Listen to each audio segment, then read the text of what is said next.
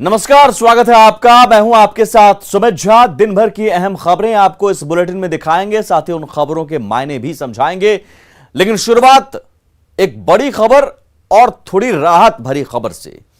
Corona पर बिहार के लिए यह बड़ी खबर है और थोड़ी राहत की खबर है कि संक्रमण के मामलों में लगातार कमी हो रही है।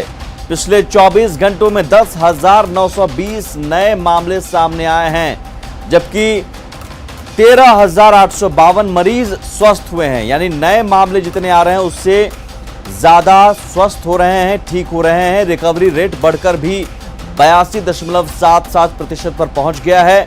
हालांकि अभी भी कुल एक्टिव मामलों की संख्या 1 लाख के पार ही है। 1,02,099 एक्टिव केस हैं। 24 घंटे में कुल 1,10,071 सैंपल्स की जांच हुई। एक दिन पहले 10,174 नए मरीज मिले थे। ऐसे में जरूर कल के मुकाबले थोड़ी बढ़ोतरी है, लेकिन 11,000 से नीचे और 10,000 11,000 के बीच में है। लेकिन अगर इसी आंकड़े को हमें और भी कम करना है, अगर इसी रफ्तार को और धीमा करना है संक्रमण की रफ्तार को, तो हमें याद रखिए अभी लॉकडाउन के नियमों का पालन करना होगा, कोविड गाइडलाइंस के नियमों का पालन करते रहना होगा।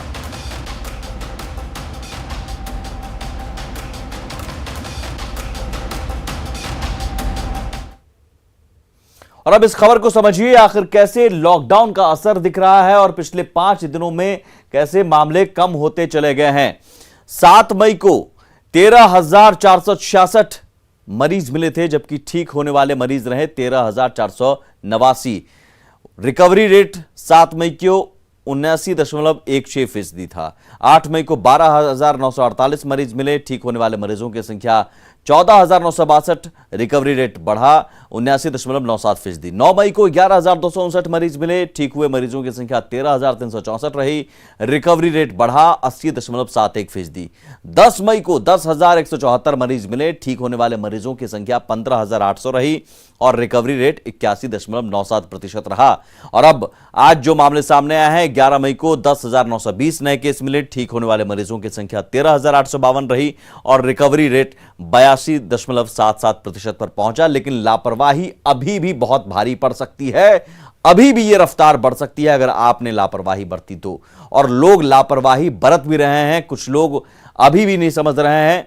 कोरोना की रफ्तार पर लगाम लगाने के लिए बिहार सरकार ने लॉकडाउन लगा रखा है, लेकिन लापरवाही का आलम यह है कि लोग लॉकडाउन की धज्जियां उड़ा रहे हैं। लोगों को ना तो अपनी जान की फिक्र है, ना ही दूसरे की जान की, और बेवजह घरों से निकल रहे हैं और बीमारियां फैला रहे हैं।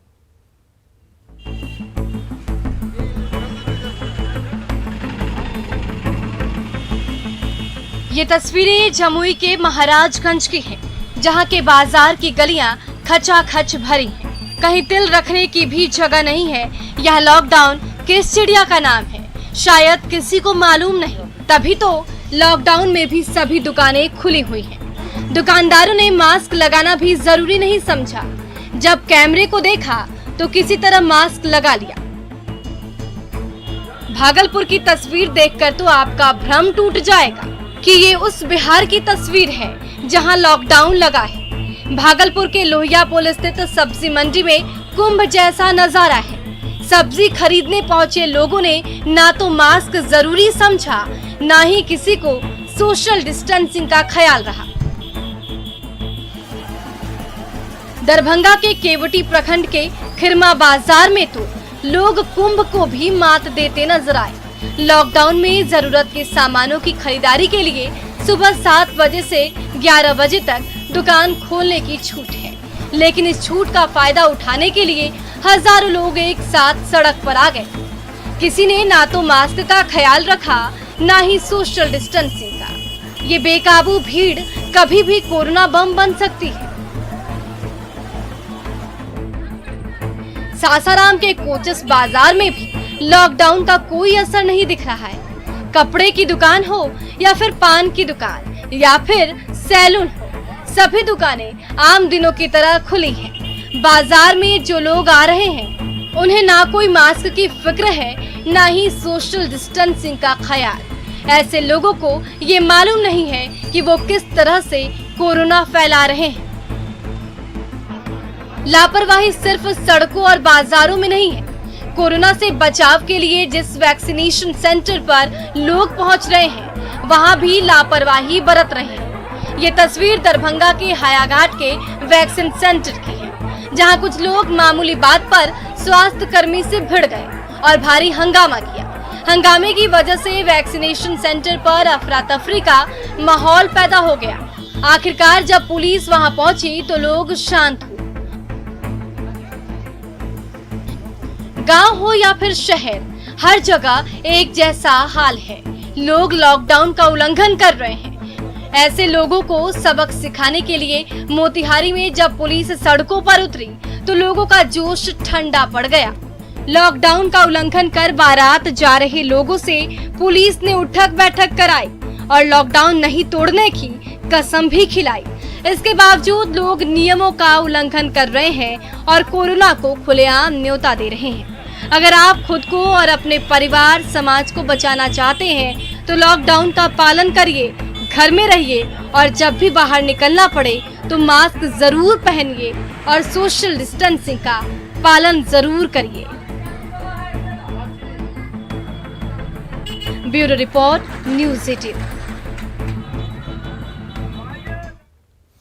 तो गांव हो या शहर, हर जगह लापरवाही का एक जैसा हाल है और ये तस्वीरें डरावनी हैं, भयावह है।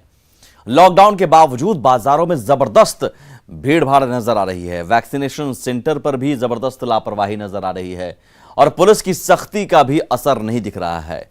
इसलिए हम बार बार कह रहे हैं कि जरूरी हो तभी घर से बाहर निकलें, वरना ना निकलें। और घर से अगर बाहर निकल रहे हैं तो मास्क जरूर पहने, सोशल डिस्टेंसिंग का ख्याल रखें। अगर अभी नहीं संभले तो यह मुश्किल बढ़ जाएगी। अब बात उनकी जिनकी लाशों पर गिद्ध नजर लगी है, उनका चेहरा देखकर आप घृणा से भर जाएंगे। समस्तीपुर में अज्ञात लाशों के अंतिम संस्कार के लिए भी पैसे मांगे जा रहे हैं। शव पर अस्पताल के गिद्धों की नजर, अंतिम संस्कार के लिए पैसों की डिमांड, एक शव के लिए 5,000 रुपए की मांग। नहीं हमारा से 5,000 में 5 गुना कम नहीं लेते। 5,000 से 5 गुना कम में हम सब सुन। जी हाँ, ठीक ही सुना आपने। अज्ञात शव के अंतिम संस्कार के लिए 5,000 रुपए की मांग की जा रही है और जो पैसे की डिमांड कर रहा है वो है समस्तीपुर सदर अस्पताल के पोस्टमार्टम हाउस में कार्यरत कर्मचारी नागेंद्र मल्लिक। वो शव के अंतिम संस्कार में होने वाले खर्च का पूरा ब्यौरा भी बता रहा है। 12 चौक 48 आए 4900 रुपया पहले धरा लेते, तब 4 कुंटल लकड़ी वजन करते। आ 500 रुपया टायर के लगे छै पझारी के, आ 200 रुपया के कपड़ा पन्नी ओकर लगता। कते भेल उतना ओनाही जोड़ कला। दरअसल पोस्टमार्टम हाउस में पिछले 7 दिनों से अज्ञात शव रखा हुआ था। आखिरकार शव का अंतिम संस्कार कराने मुसरी घरारी थाने की पुलिस थाने पहुंची तो उससे 5,000 रुपए की मांग की गई, जिसके बाद पुलिस ने इसका वीडियो बनाकर वायरल कर दिया।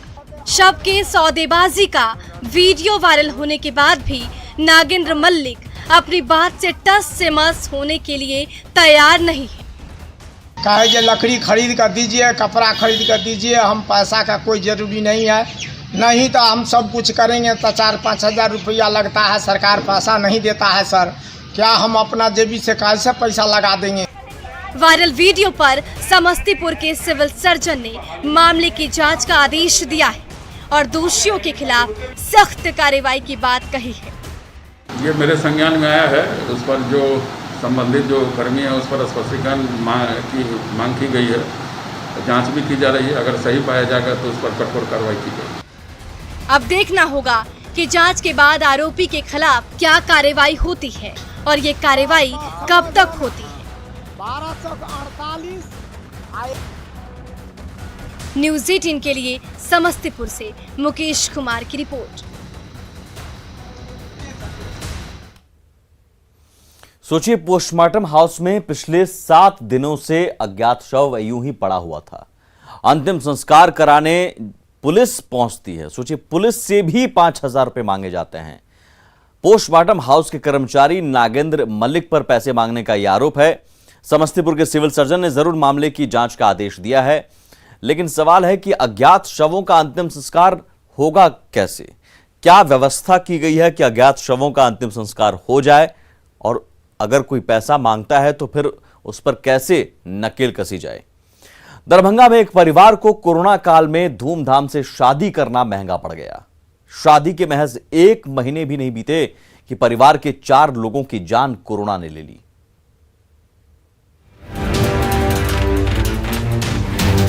दरभंगा में कोरोना काल में शादी करना एक परिवार को महंगा पड़ गया। इस परिवार पर कोरोना का ऐसा कहर टूटा है कि 16 अप्रैल से अब तक परिवार के 4 लोगों की कोरोना से मौत हो गई है। शहर के मिर्जापुर मोहल्ले के विपिन बिहारी चौधरी की बेटी की शादी 16 अप्रैल को हुई थी। इस शादी समारोह में कई रिश्तेदार पहुंचे और धूमधाम से शादी समारोह का आयोजन किया गया। शादी के बाद सभी रिश्तेदार अपने अपने घर लौट गए, लेकिन विपिन बिहारी के परिवार में तेजी से कोरोना का संक्रमण फैल गया। शादी के 4 दिन बाद ही विपिन बिहारी चौधरी के भतीजे की कोरोना से मौत हो गई। इसके बाद एक एक कर परिवार के 3 सदस्य काल के गाल में समा गए। सोमवार को विपिन बिहारी चौधरी के ससुर की भी कोरोना से मौत हो गई। उससे पहले भतीजा डेथ किए, पोता डेथ किए और उसके बाद जो है सो एक फरीक भी डेथ किए। अब इस खबर के मायने समझिए, आखिर कैसे शादी की भीड़ भाड़ जान पर भारी पड़ गई। 16 अप्रैल को धूमधाम से बेटी की शादी हुई और शादी समारोह में कई रिश्तेदार पहुंचे, अलग अलग जगहों से आए। सोशल डिस्टेंसिंग का पालन नहीं किया गया, मास्क नहीं पहना गया और शादी के 4 दिन बीते नहीं कि भतीजे की मौत हो गई और 25 दिनों के अंदर एक एक कर परिवार के 4 लोगों की मौत हो गई। शादी की भीड़ भाड़ के कारण तेजी से संक्रमण फैला और इसलिए सीएम नीतीश कुमार ने भी अपील की कि अगर संभव है तो शादी जैसे सामाजिक आयोजन अभी टाल दें। यह जरूरी है आपके और आपके परिवार की सुरक्षा के लिए। टीका के लिए अस्पताल अगर आप नहीं जाना चाहते हैं मत जाइए, मगर कोरोना का टीका जरूर लगवाइए। टीका केंद्रों पर इंतजार और भीड़ भाड़ के मद्देनजर गुजरात के अहमदाबाद में ड्राइव थ्रू टीकाकरण अभियान की शुरुआत की गई है।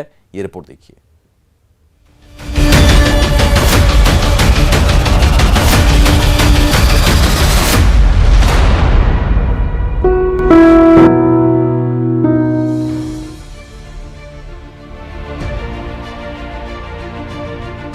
लोगों को आसानी से कोरोना की वैक्सीन मिल सके, इसलिए प्रशासन की ओर से ये ड्राइव थ्रू वैक्सीनेशन शुरू किया गया है और पहले ही दिन ये ड्राइव थ्रू वैक्सीनेशन सेंटर पर 1100 से अधिक लोगों ने कोरोना का टीका लिया है। ये कतार लंबी है, लेकिन कोरोना टीका जीवन संजीवनी है। इस बात को सभी समझ रहे हैं और टीकाकरण अभियान में भागीदार बन रहे हैं, क्योंकि वैक्सीन लेने से कई गुना अपने शरीर में फायदा होता है और ये रोग से भी बच जाता है। भले अभी लाइन है लंबी, लेकिन इतनी पब्लिक के हिसाब से लाइन तो होनी है।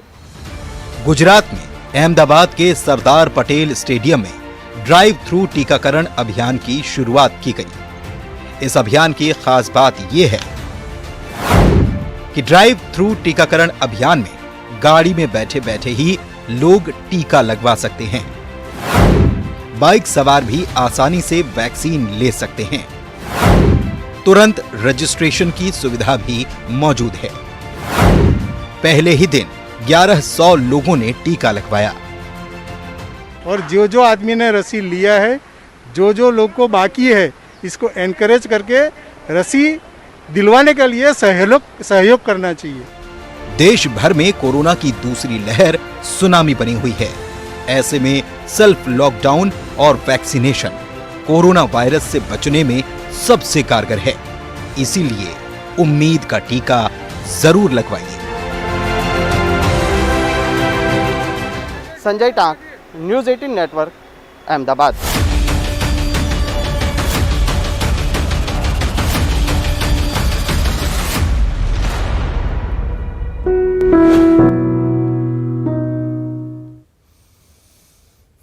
इस खबर के मायने समझिए। दरअसल अहमदाबाद में ड्राइव थ्रू टीकाकरण अभियान की शुरुआत हुई और अभियान की ये खास बात है कि गाड़ी में बैठे बैठे ही लोग टीका लगवा सकते हैं। आपको गाड़ी से उतरकर अस्पताल के अंदर जाने की जरूरत नहीं है और बाइक सवार भी आसानी से वैक्सीन ले सकते हैं। तुरंत रजिस्ट्रेशन की सुविधा भी है। पहले ही दिन अभियान में 1100 लोगों ने टीका लगवाया है। आगे बढ़ते हैं और फिलहाल इसी के साथ इस बुलेटिन में इतना ही। नमस्कार।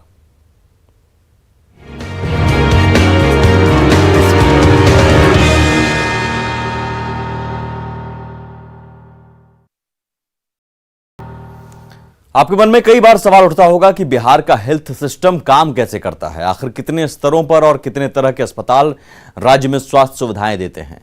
तो आइए आपको समझाते हैं बिहार का हेल्थ स्ट्रक्चर।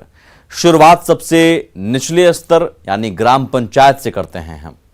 सबसे निचले स्तर पर एपीएचसी यानी एडिशनल प्राइमरी हेल्थ सेंटर होता है, जिसके अधीन 2 से 3 पंचायत होते हैं। इन एपीएचसी में आयुष चिकित्सक प्रभारी होते हैं। एपीएचसी में आयुष चिकित्सक को प्रभारी बनाया गया है और राज्य में एपीएचसी की संख्या 1350 है। कुल 2500 आयुष चिकित्सक, आयुष डॉक्टर अभी कार्यरत हैं। एपीएचसी के बाद पीएचसी यानी प्राइमरी हेल्थ सेंटर होता है, जो हर ब्लॉक में एक होता है, हर प्रखंड में एक होता है और यहां भी आयुष चिकित्सक ही मरीजों का इलाज करते हैं। लेकिन कई पीएचसी में एमबीबीएस डॉक्टर भी कार्यरत हैं। पीएचसी में ज्यादातर ओपीडी मरीजों को देखा जाता है। अब पीएचसी के बाद होता है अनुमंडल अस्पताल और ये हर अनुमंडल में होता है। इन अनुमंडल अस्पतालों में एमबीबीएस डॉक्टर मरीजों का इलाज करते हैं।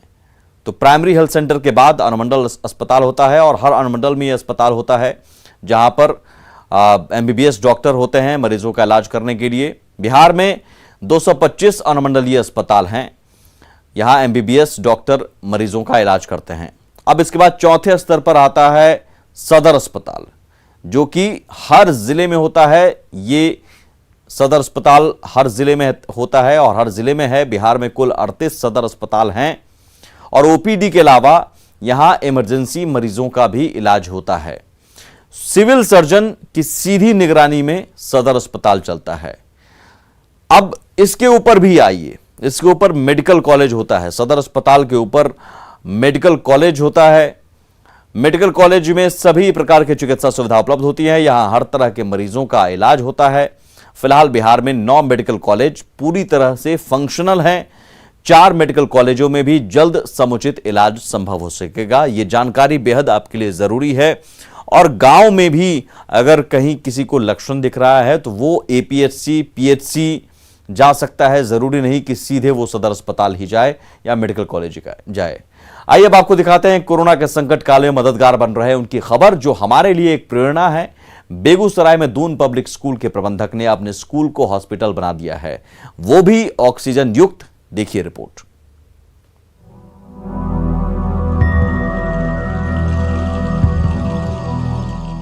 दीवार पर रंग बिरंगी तस्वीरें उकेरी हुई हैं, तो अंदर के कमरे में ऑक्सीजन सपोर्ट के साथ एक कतार में बिछे ये बेड मरीजों का इंतजार कर रहे हैं। छोटे छोटे बच्चों को ABCD का पाठ पढ़ाने वाला ये स्कूल कोरोना काल में मरीजों को नई जिंदगी देने वाला ऐसा अस्पताल बन गया, जहां उखड़ती सांसों को बचाने के लिए हर मुकम्मल इंतजाम किया गया है। साफ सुथरा बेड तो बिछा ही हुआ है। हर बेड के पास पतली सी नली के साथ ऑक्सीजन सपोर्ट देने वाला मास्क भी लगा हुआ है, ताकि संकट की घड़ी में मरीजों तक ऑक्सीजन पहुंचाने में थोड़ी भी देर ना हो पाए। खर्च होगा स्कूल के फंड से होगा, इसमें कहीं कोई दूसरे आदमी का, किसी का कोई फंड नहीं लिया जा रहा। स्कूल अपने खर्चे से इसको संचालित कर रही है। देश हित में, मानवता के लिए ये कदम हम उठाए।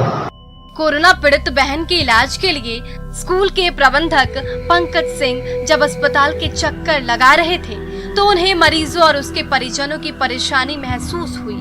उन्होंने कोरोना काल में बंद पड़े अपने स्कूल को मेडिकल उपकरणों से लैस मिनी अस्पताल का रूप दे दिया।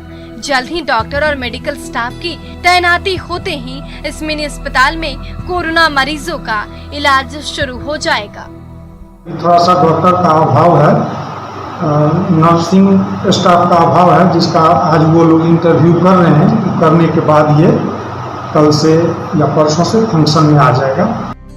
तो कोरोना काल में बेगूसराय का ये स्कूल मानवता की सेवा करने के लिए ऐसा अस्पताल बन गया है जहां कोरोना मरीजों को नई जिंदगी देने के लिए हर संसाधन मौजूद है। इसलिए संकट की घड़ी में तनिक भी घबराए नहीं, हौसला रखें। आपकी तरफ हर ओर से मदद के हाथ बढ़ते जा रहे हैं। संतोष कुमार, न्यूज़ 18 बेगूसराय। और कोरोना काल में बंद पड़े स्कूल को अस्पताल बनाया है, मेडिकल उपकरणों से लैस ये मिनी अस्पताल बना दिया है। बहुत अच्छी पहल। और सबसे खास बात है कि इस अस्पताल में ऑक्सीजन की भी सुविधा है। मेडिकल स्टाफ और डॉक्टर की यहाँ तैनाती जल्द होगी। सबसे अहम कि बहन के इलाज के दौरान ये उन्हें दिक्कत महसूस हुई और इतनी बड़ी और इतनी अच्छी पहल उन्होंने की। इसी के साथ इस बुलेटिन में इतना ही। आगे भी खबरों का सिलसिला लगातार जारी है। नमस्कार।